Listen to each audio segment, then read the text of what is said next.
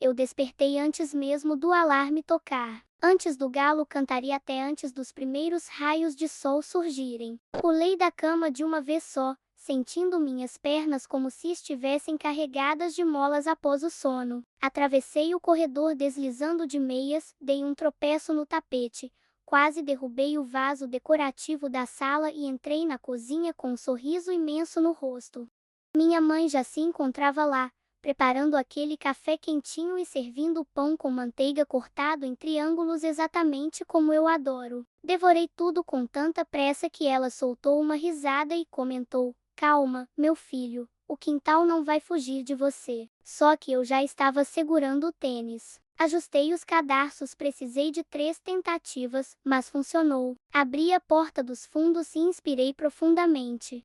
O ar estava puro e perfumado, com aquele aroma de grama molhada que dá a impressão de que o mundo acabou de passar por uma faxina. Bolinha, o cachorrinho peludo e todo desastrado lá de casa, veio em disparada e quase me derrubou de tanta empolgação. "Hoje eu vou correr para valer", anunciei para o Bolinha, para a árvore enorme do canto, para os pássaros no telhado e até para a borboleta amarela que flutuava por perto. Ninguém ali reclamou da ideia.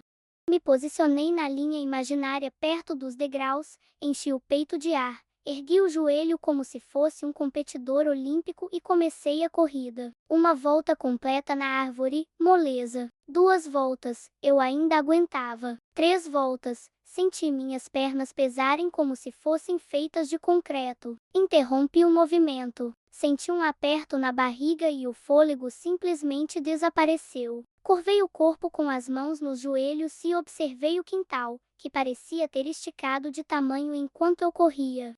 "Por que esse lugar ficou tão gigante de repente?" questionei. Bolinha soltou um latido. Provavelmente ele também não tinha resposta. Foi nesse momento que o portão se abriu, fazendo aquele barulho característico de quem não faz a menor questão de ser discreto. Luna surgiu primeiro, exibindo um rabo de cavalo que balançava tanto que parecia ter vontade própria. Logo atrás veio o Nico, conduzindo uma pedrinha com o pé com a concentração de um craque de futebol.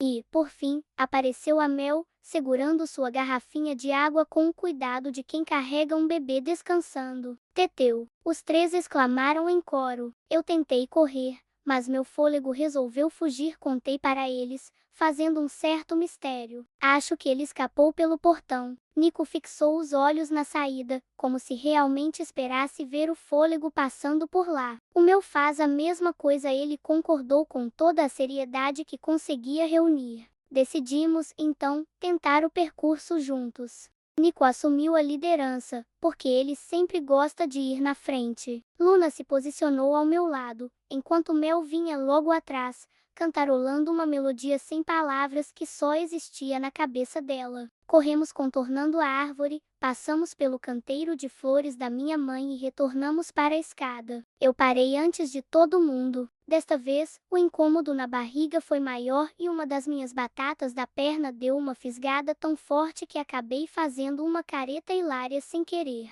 Luna parou imediatamente ao meu lado, sem eu precisar dizer nada. Nico voltou caminhando em círculos, aguardando pacientemente. Mel se aproximou correndo e estendeu a garrafinha na direção do meu rosto. "Bebe um pouco." Tomei a água. O frescor descendo pela garganta pareceu algo mágico. Observei meus 3 amigos ali comigo e senti um calor bom no peito. Era o conforto de saber que havia pessoas que não me deixavam sozinho quando eu precisava de uma pausa. Contudo, uma dúvida ainda me cutucava: o que eu deveria fazer para não precisar parar mais? "Eu descobri qual é o segredo", Nico proclamou, usando aquele tom de quem está prestes a revelar o maior enigma da humanidade. Todos paramos para ouvir. Ele fez uma pequena demonstração na nossa frente. Respirou fundo antes de dar a partida, soltou o ar de forma bem controlada enquanto se deslocava e manteve o olhar fixo adiante, ignorando o chão. Parecia até um pouco convencido, mas o método funcionava. "Você precisa respirar antes. Olhar sempre para frente e parar de encarar os próprios pés", ele explicou de forma resumida. "E não esquece de sorrir." Mel completou, cheia de energia. Eu olhei para ela sem entender muito bem. Sorrir porque minha professora de física ensinou isso. Quando você sorri, seu corpo relaxa, as pernas ficam leves e a tarefa fica bem mais simples. Isso não parece fazer sentido, eu retruquei. Também não faz sentido Bolinha latir para a sombra dele e ela devolveu. Mas ele faz isso mesmo assim. Exatamente naquele instante, Bolinha começou a latir para a própria sombra. A risada foi geral. Eu vou realizar a contagem dos seus passos, Luna sugeriu para mim. A cada 5 movimentos, eu falo o número em voz alta. Assim você controla o quanto já avançou. Respirei fundo seguindo a dica do Nico. Foquei na árvore grande lá no fundo conforme o combinado e iniciei o primeiro passo.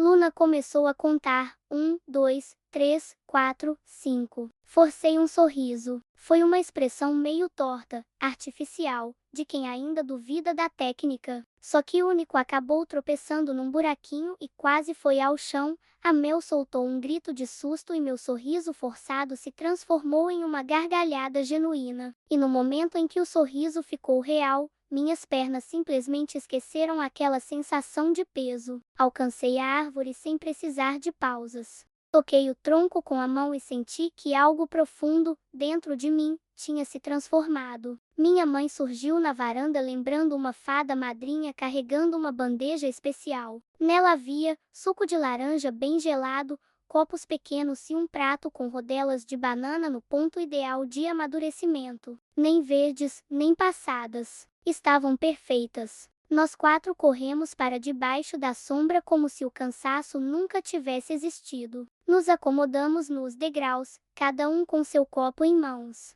O suco estava tão refrescante que o Nico fez aquela careta típica de quem sente o gelo rápido demais na cabeça. Mel batia palmas celebrando o lanche. Luna tomava seu suco com a distinção de quem participa de um grande evento. Bolinha apareceu de repente, farejou os pés de todo mundo, deu uma lambida na minha canela e disparou para trás do arbusto com uma expressão de quem aprontou algo. Rimos todos juntos daquela cena. Fiquei observando o quintal enquanto tomava o último gole.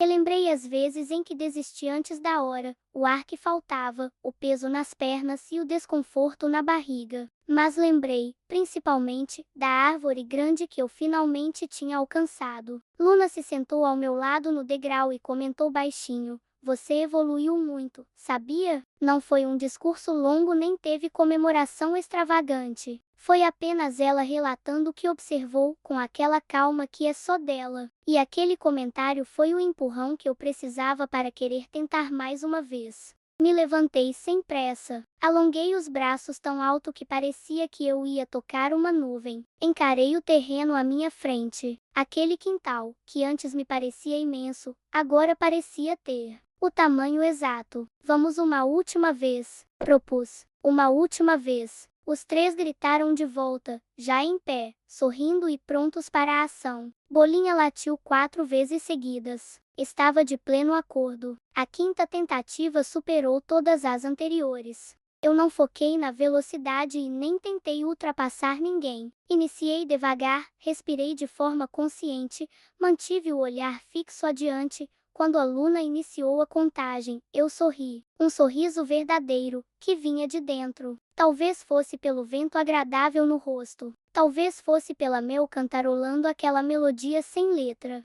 Ou talvez fosse porque o Nico saltou uma poça de chuva, escorregou, quase caiu. Fez uma coreografia maluca com os braços para manter o equilíbrio e conseguiu ficar de pé e aquela foi a cena mais cômica que eu já tinha presenciado. Circulei a árvore grande. Fui até o canteiro. Voltei para a escada. Segui até o portão e retornei. E minhas pernas continuaram firmes. Meu coração pulsava com força, mas era uma sensação boa, entende? Era a sensação de quem utiliza o próprio corpo exatamente da forma como ele deve ser usado. Quando finalmente parei, os 3 pararam junto comigo. Nico me deu um tapinha encorajador nas costas. Mel começou a bater palmas rápidas, com aquela empolgação contagiante dela. Luna cruzou os braços e exibiu um olhar de quem estava realmente impressionada.